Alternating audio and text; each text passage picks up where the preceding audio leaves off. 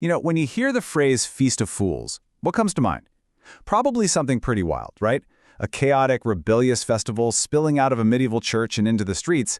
But what if I told you that whole image, it might be built on a massive misunderstanding? Today, we're going to deconstruct one of history's most famous festivals and separate the hard facts from some very, very compelling fiction. All right, so here's our game plan. First, we're going to lay out the popular myth that everyone thinks they know. Then, we'll start poking holes in it with some solid evidence. We'll look at the key players, the church fools versus the street fools, and see how they were totally different. After that, we'll do a little tour through 5 different cities to see how it all played out in the real world. And finally, we'll uncover the surprisingly modern source of this whole historical mix-up. Let's get into it. So let's start with the story we've all been told. For more than a century, there's been this one really simple theory that has shaped everything we think we know about these festivals. It's a neat, tidy story about a sacred ritual becoming a secular party. And this quote right here from the historian Louis Petit de Jouville, this is the myth in a nutshell. The idea is that layful societies were just the Feast of Fools secularized. It makes sense, right? The church kicks out the rowdy clerics, so they just take their party to the streets and keep it going. It's a simple, logical progression. The only problem? The actual history tells a completely different story. Okay, so let's start challenging that nice, simple story. Because when you dig into the evidence, the picture gets way more complicated. The link between the church feast and the lay societies isn't a straight line at all. It is, well, unsimple. Now this is where the whole theory really starts to fall apart. Just look at the dates. The timeline is a huge problem. You see, these organized lay festive groups, they were already up and running by 1380. That's more than half a century, 55 years to be precise, before the Council of Basel officially kicked the Feast of Fools out of the churches. So, sure, maybe the expulsion gave the lay societies a bit of a boost, but it absolutely did not create them. They were already there. And it's not just the timeline. The very DNA of these groups was fundamentally different. I mean, look at this. The leaders of the lay societies call themselves abbots or princes, not bishops like in the church feast. And their main social function? They organize these things called charivaris, basically loud public shamings of people who broke social rules about marriage.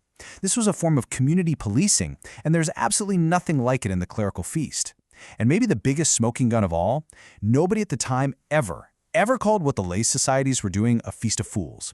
That name was only used for the thing happening inside the church. So, this is the absolute crucial point. We have to understand that the fool inside the church and the fool out on the street were 2 completely different characters from 2 totally different worlds.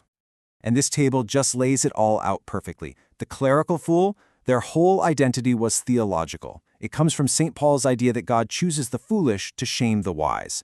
Their job was to celebrate the Deposuit, a concept straight out of the Magnificat prayer, where God puts down the mighty and raises up the humble. It was about a divine, temporary, topsy-turvy world. But the secular fool, they were all about enforcing the status quo. They were social police, pointing their fingers at worldly fools, the neighbors who broke moral codes, and mocking them in public plays. One was celebrating a spiritual revolution, the other was all about social control.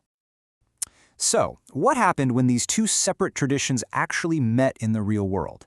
Well, let's take a look at what happened in 5 different cities in northern France. And what we'll see is pretty much every kind of relationship except the simple one the myth suggests. First up, Tournai. Here the relationship wasn't just separate, it was downright hostile. In 1498, after the church banned its outdoor stuff, a bunch of young bourgeois guys literally went out, grabbed some clerics, dragged them to a pub, and tried to force them to elect a bishop of fools. I mean, that's not continuity, that's open conflict. Then you have Amiens, which was the total opposite, peaceful coexistence. You had the cathedral's Pope of Fools and the lay society's Prince of Fools doing their own things on the exact same day without any drama. They shared a date on the calendar, but they were completely separate organizations with their own money and their own agendas. The story in Lyon is even simpler. They just had nothing to do with each other. The church did its Feast of Fools, and a few days later, the town's bourgeois held something called the Feast of the Breeches. They were happening around the same time, but there's zero evidence of any connection, any overlap, any link whatsoever. Lille is a really interesting case because you do see an alliance. The church's Bishop of Fools actually helped run the town's big play competition. But, and this is a big but, it wasn't because the civic festival grew out of the church one. It was because the church happened to own a super important statue that was the centerpiece of the civic parade. It was just a partnership of convenience, not a family relationship. And finally, we get to Claremont, where the lay traditions were clearly way, way older.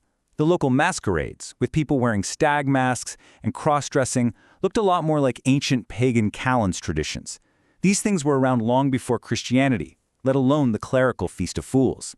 They were two completely separate streams of culture flowing side by side. So, if the historical evidence is this clear, why on earth is this myth of a single, secularized Feast of Fools so powerful? Why does everyone believe it? Well, for the answer, we have to fast forward out of the Middle Ages and into the 19th century.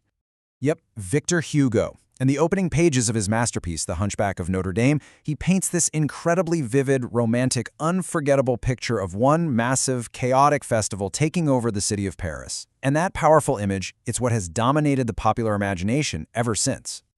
But here's the twist. The history shows Hugo's description was, and I quote, almost wholly a figment of Hugo's imagination. He basically just took the name and slapped it on something else to make his story better. The actual chronicler he used as his source, a guy named Jean de Troyes, never once mentions a Feast of Fools in his account of that day. Hugo just made it up. He invented the connection. In this fantastic piece of fiction, didn't just stop with Hugo. It got picked up and repeated by other influential writers, like the theologian Harvey Cox, in his famous book also called The Feast of Fools. I mean, read this quote. It sounds exactly like the scene from Hugo's novel, and it's helped cement a fundamental misunderstanding of the actual historical event for generations of readers. So, what does this all mean?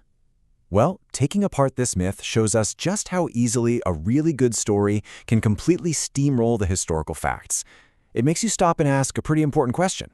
If this huge piece of popular history was basically just imagined, what other certainties about the past, what other famous feasts, might just be figments of our imagination too?